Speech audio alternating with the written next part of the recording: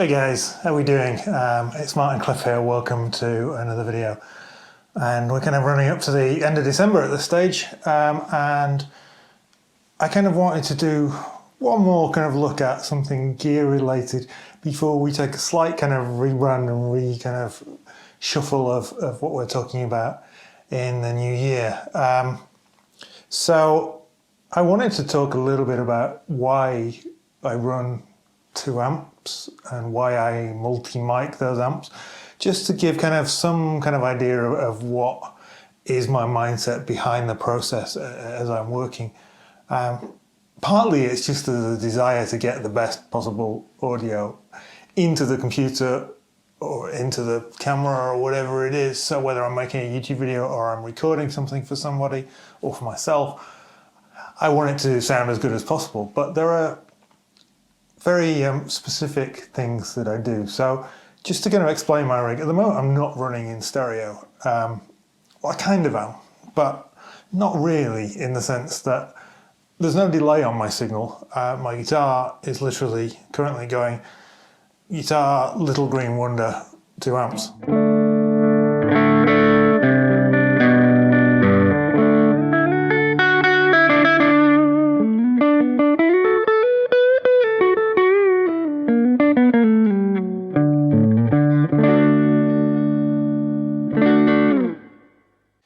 Now obviously there's a buffer in the chain because it needs to split the signal, and also because one of the amps that I have is phase reversed compared to the other, which is something that you always need to think about when running 2 amps, which is why I like the SIR buffer, because it has a phase reverse switch on it. So I have a Blackstar Artist 10 Anniversary Edition, which is a 6L6 based amp. It's currently the Studio 10 6L6 is the model, but it's the same amp basically. And I have an Artisan 10 Anniversary Edition, which is the EL34. Now I've heard some people say it sounds more like a Vox than a Marshall. That doesn't worry me. One is a British sound and one is a more American sounding amp.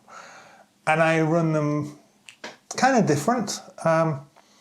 So if I just turn off the pedal completely, then the two amps together sound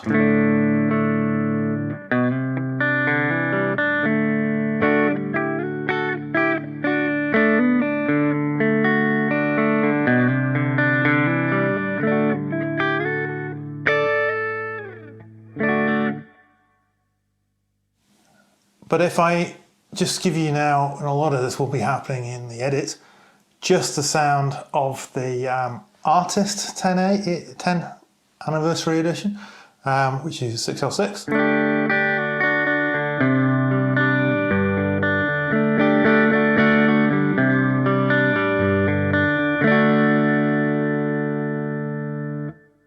And just the Artisan 10, the EL34.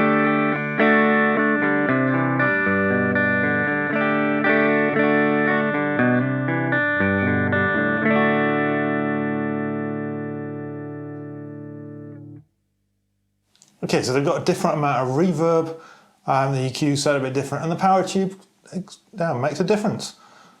It's not the stock speakers in these. I'm running Celestion Creamback Neos, partly for the weight and partly they just sound better than the stock 7080s. They're not the best sounding speaker Celestion makes, but at 1.9 kilos as opposed to like 4.7 for something like a G12H30 or a, it's worth it. And they certainly sound much better than the 7080s and some of the cheaper Celestion speakers. I could put in a nicer sounding speaker, but this is what I base my tone around because this is the sound that I'm used to. I'm considering putting a Neo V-Type in one of them just for a bit of variety, but that's a way down the line. That will be at least 2024 before I do that. So, but then I also have 2 mics and a direct feed coming from each amp. Now the direct feed on its own just sounds with both amps on.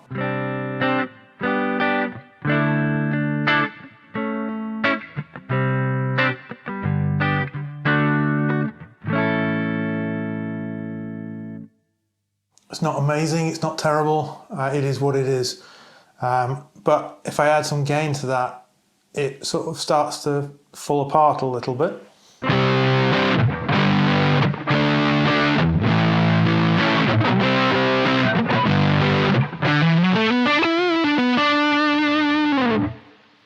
So now I'm going to replay that exact clip of me playing, but instead you'll hear the Sennheiser E906s.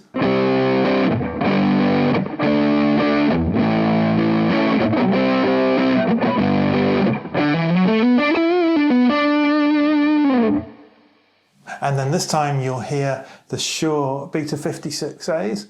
They're like a Beta 57 or even a Beta 58, but they're kind of designed to mount on drums, so they're kind of right angled. Basically just means they don't stick out as far.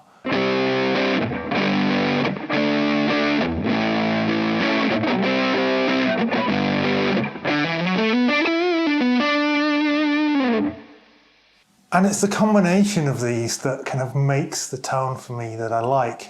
So it's not a case of wanting, to get it sound. Maybe it doesn't sound exactly like it does in the room, and most of the time, I'm using only the microphones because the direct out sound doesn't sound great. The advantage of the direct outs on these amps is that I can turn the speaker off. The standby switch turns the speaker off but keeps the rest of the signal in circuit, so it's not a true kind of standby as in I think the signal still goes through the power tubes. It certainly runs the effects loop and the reverb and everything. But it enables me, like, if I want to play it like 10 o'clock at night, I don't want the speakers blaring out, even though it's not crazy loud in this room, but I still want it to be, at a lower volume. So I can do that. I wouldn't use it for recording except maybe for a demo, but it's just got a little bit of a use for that.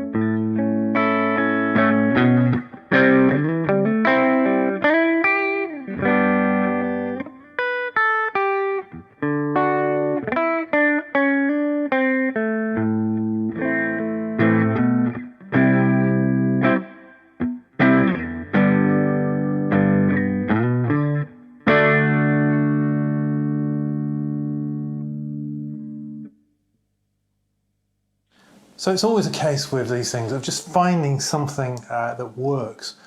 And for me, if I had to pick one mic, I would probably choose just the E906s. And certainly, in a live context, that's what I would take out because they sit really flush to the speaker, so much less spill from other things. I have another set of amp clamps that I can have them mounted closer to the speaker without the other mics on. But for recording, just having the flexibility to run a second mic that's slightly to one side is useful. And I'll blend them in to whatever degree seems appropriate.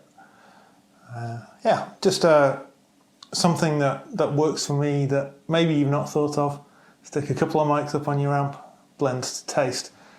Have a couple of slightly different sounding amps. And even though, when I'm recording, I don't necessarily have one amp panned hard left and one amp panned hard right, or the other way around. What I'll often do is record both amps and just maybe set one of them like 3 dB or 6 dB below the other one, pan them all to one side, record one track on a guitar with single coils, one track on a guitar with humbuckers, and just kind of work along that way. So as I play out, I'm going to use the same loop I used at the beginning, which is very much a droney kind of thing with a little bit of a non-Western feel to it. I recorded it last night and I just listened to Madou Mokhtar video, who's a Tuareg guitar player from Niger, and it doesn't sound anything like him or his music at all, but it was just inspired by it to a certain extent. And yeah, it just was a bit of fun.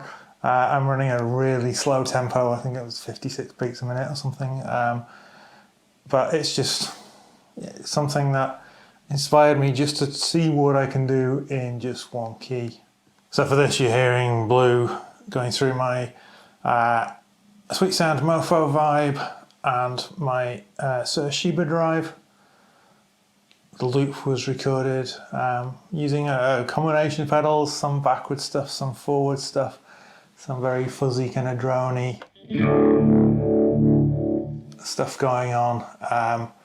But yeah, just a bit of fun. But hopefully this has stimulated a little bit of interest for you.